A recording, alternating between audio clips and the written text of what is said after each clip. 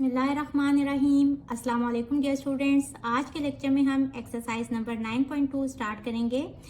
60% students मेरे channel पे ऐसे हैं जिन्होंने अभी तक मेरे चैनल को सब्सक्राइब नहीं किया, तो जल्दी से मेरे चैनल को लाइक कर दें, सब्सक्राइब कर दें, बेल आइकन को प्रेस कर दें ताकि हर न्यू आने वाली वीडियो का नोटिफिकेशन आपको मिलता रहे। इसके अलावा अपने फ्रेंड्स एंड फैमिली के साथ मेरे चैनल को शेयर भी कर दें। तो स्टार्ट करते हैं। Question number 1 is which of the following pairs of figures are similar. Similar figures कौन सी होती हैं? Those figures that have the same shape but not the same size, यानी कि वो फिगर्स जिनकी शेप सेम होगी बट साइज सेम नहीं होगा, वो सिमिलर फिगर्स होती हैं। और सिमिलर फिगर्स कौन सी होती हैं? Ratio of corresponding sides are proportional. Suppose ये वाली ट्राइंगल है ABC और ये वाली ट्राइंगल है DEF, तो करस्पॉन्डिंग साइड्स कौन सी होंगी? AB की करस्पॉन्डिंग साइड है DE, तो ratio of corresponding side means AB over DE।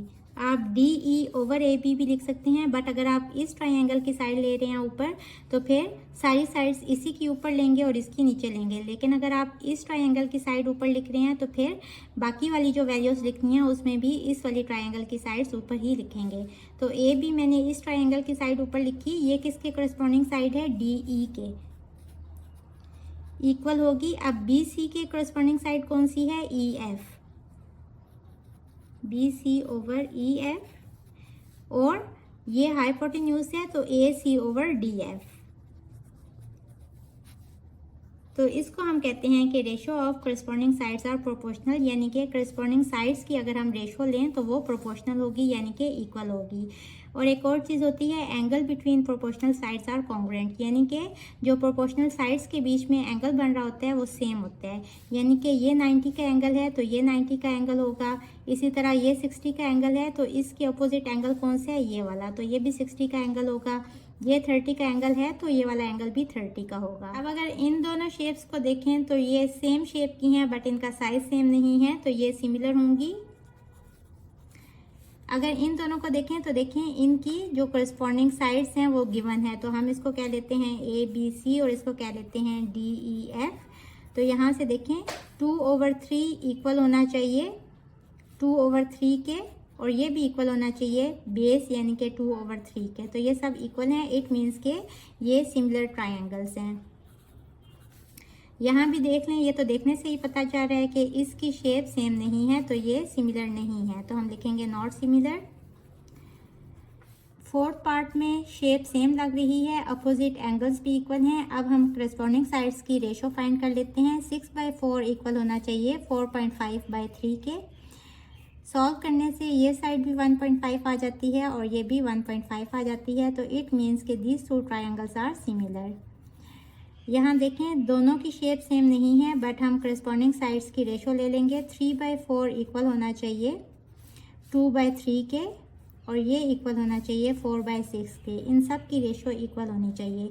इसको सॉल्व करने से आंसर आता है 0.75, इसको सॉल्व करने से 0.6, और इसको सॉल्व करने से भी आता है 0.6।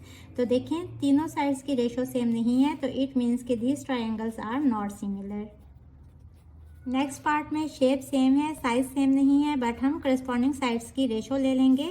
12/6 इक्वल होना चाहिए 16/8 के। तो देखें यहाँ 6 1 6, 6 2 12, 8 1 8, 8 2 16, 2 इक्वल्स टू 2। इट मीन्स के these two shapes are similar. Next part में अपोजिट एंगल भी इक्वल है, साइड्स की रेशो ले लेंगे। 5/7.5 इक्वल होना चाहिए 6/9 के। इसको सॉल्व करें तो आंसर आते हैं 0.7, और यहाँ भी 0.7, so these two triangles are similar. Question number 2 is find the unknown quantities in the following similar figures. Unknown quantities कौन सी होती हैं? जो भी वेरिएबल गिवन होगा, यानी कि x और y की वैल्यू हमने फाइंड करनी है, और गिवन क्या है कि ये फिगर सिमिलर हैं। All the measurements are in centimetres, तो आंसर्स को हमने सेंटीमीटर्स में लिखना है। अब गिवन क्या है कि as the figures are similar so ratio of corresponding sides are equal. तो यहाँ से क्या पता चल रहा है? रेशियो ले लेंगे y/3 इक्वल होगा 8/4 के, which is equals to x/5। 4 1 सा 4, 4 2 सा 8 मीन्स कि ये भी इसके इक्वल होगा, ये भी इसके इक्वल होगा। यहाँ से हम x और y की वैल्यू फाइंड कर लेंगे। And 2 equals to x over 5। Cross multiply करेंगे, 5 यहाँ आके मल्टीप्लाई हो जाएगा तो x इक्वल्स टू 10 सेंटीमीटर, और यहाँ ये क्रॉस मल्टीप्लाई हो जाएगा तो y equals to 6 centimetre. So x और y की वैल्यूज आ गई। इसके सेकंड पार्ट में अननोन a है, तो a की वैल्यू हमने फाइंड करनी है। As these two triangles are similar so the ratio of corresponding sides are equal. यहाँ से क्या आ जाएगा कि 3/6 इक्वल होगा 5/10 के। इसको सॉल्व करें, 3 1 सा 3, 3 2 सा 6 और यहाँ 5 1 सा 5, 5 2 सा 10। तो देखें करस्पॉन्डिंग साइड्स की रेशियो भी सेम आ गई। तो यहाँ से क्या पता चल रहा है कि जो एंगल बन रहा है इनके दरमियान में वो भी इक्वल होगा। हम लिखेंगे as the ratio of corresponding sides are equal so angle between proportional sides are congruent, यानी कि 30 equals to a। So this is our answer. इसके थर्ड पार्ट में भी आप उसी तरह लिखेंगे कि as the two rectangles are similar so the ratio of corresponding sides are equal या प्रोपोर्शनल। तो वहाँ से क्या आ जाएगा कि 5 ओवर x इक्वल होगा 2/3 के। क्रॉस मल्टीप्लाई करेंगे, 5 3 सा 15 और यहाँ हो जाएगा 2x। यहाँ से क्या आ जाएगा x equals to 15/7 which is equals to 7.5 centimetre. So x equals to 7.5 centimetre is our answer. Next part में x, y और z अननोन्स हैं, तो हमने इनकी वैल्यू फाइंड करनी है। हम उसी तरह लिखेंगे as the two shapes are similar so the ratio of corresponding sides are proportional. वहाँ से क्या आ जाएगा कि x/4 इक्वल होगा 3/6 के which is equals to 1.8/y which is equals to 4 over z। इसको सॉल्व करें, 3 1 सा 3, 3 2 सा 6। x/4 इक्वल है 1/2 के। यहाँ से ये भी हम लिख सकते हैं कि 1/2 इक्वल है 1.8 ओवर y के, और यहाँ से हम ये भी लिख सकते हैं कि 1/2 इक्वल है 4 ओवर z के। यहाँ से इन सब की वैल्यू फाइंड कर लेंगे। यहाँ क्रॉस मल्टीप्लाई करें, x over 4 equals to 1 over 2। ये 4 यहाँ आ जाएगा तो x इक्वल्स टू 4/2, तो x इक्वल्स टू 2 सेंटीमीटर। अब ये वाली वैल्यूज ले लें, 1/2 equals to 1.8 over y। Cross multiply करेंगे, y 1 से मल्टीप्लाई होके y ही आ जाएगा, और इस साइड पे 2 यहाँ 1.8 से मल्टीप्लाई हो जाएगा, तो ये आ जाएगा 3.6 सेंटीमीटर। तो y आ गया 3.6 सेंटीमीटर, ये हमारा सेकंड आंसर आ गया। अब हम इन वाली वैल्यूज़ को ले लेंगे, 1/2 equals to 4 over z। Cross multiply करेंगे, z 1 से मल्टीप्लाई होके z ही आ जाएगा, और 4 2 से मल्टीप्लाई हो जाएगा तो 4 2 ज़ा 8। तो z equals to 8 centimetre is our third answer. Next part में भी यहाँ आप लिखेंगे as the two triangles are similar so the ratio of corresponding sides are proportional, और वहाँ से क्या आ जाएगा कि a ओवर 8 इक्वल होगा 3.2/6.4 के which is equals to 2.1/b। अब यहाँ ये वैल्यू है जिसके अंदर वेरिएबल नहीं है, तो एक दफ़ा इसको इसके इक्वल लिख लेंगे और दूसरी दफ़ा इसको इसके इक्वल लिख लेंगे, और वहाँ से a और b की वैल्यूज़ फाइंड कर लेंगे। 3.2 over 6.4 equals to 2.1 over b। अब इसको लेके सॉल्व कर लें, ये 8 यहाँ क्रॉस मल्टीप्लाई हो जाएगा तो यहाँ आके मल्टीप्लाई हो जाएगा। a equals to 3.2 multiply by 8 by 6.4। अब देखें इसका पॉइंट ख़त्म करने के लिए यहाँ 10 से मल्टीप्लाई करेंगे, और इसका पॉइंट ख़त्म करने के लिए ऊपर 10 आ जाएगा, तो ये 10 इससे कट जाएगा। 8 1 सा 8, 8 8 सा 64, और यहाँ हो जाएगा 8 1 सा 8, 8 4 सा 32। तो a आ गया इक्वल्स टू 4 सेंटीमीटर। अब यहाँ से b की वैल्यू फाइंड करेंगे, ये क्रॉस मल्टीप्लाई हो जाएगा, b यहाँ आ जाएगा 3.2b equals to 2.1 into 6.4। b इधर ही रहने दें, 3.2 यहाँ आके डिवाइड हो जाएगा, उसी तरह इसका पॉइंट ख़त्म करने के लिए ऊपर 10 आ जाएगा और यहाँ पॉइंट ख़त्म करेंगे तो नीचे मल्टीप्लाई बाय 10 आ जाएगा। 10 10 से कट जाएगा। 8 4 ज़ा 32, 8 8 ज़ा 64, 4 1 ज़ा 4, 4 2 ज़ा 8 और 2 इंटू 2.1 इज़ 4.2 सेंटीमीटर। तो ये ए और बी वेरिएबल्स की वैल्यू आ गई। So this is our answer.